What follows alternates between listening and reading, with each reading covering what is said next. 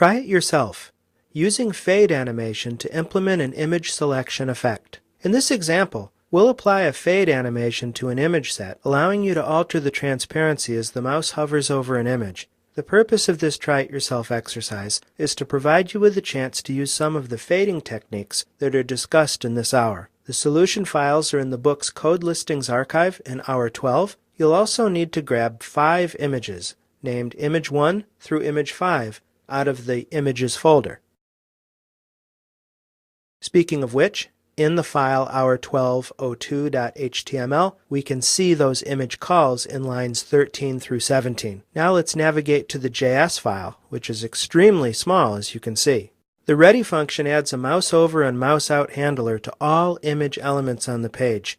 The mouse over handler fades the image to an opacity of 1, which makes it fully opaque. The mouse out fades it back to 0.3, so it will be transparent when the mouse is not over it. Let's take a look at the result of that by clicking the Run button. Sometimes you might find unable to launch in Aptana Studio. What I normally do to resolve that is click OK and make sure that I've saved my work, and then I can try again. Another problem is if you're trying to launch a non-HTML file, which is actually what was going on in this case. So let's select the HTML file and run it. That's much better, isn't it? So we notice that as we mouse over each of these images in turn, the opacity changes, and then as we mouse out, the image gradually goes back to being semi-transparent. It's a pretty nifty effect indeed.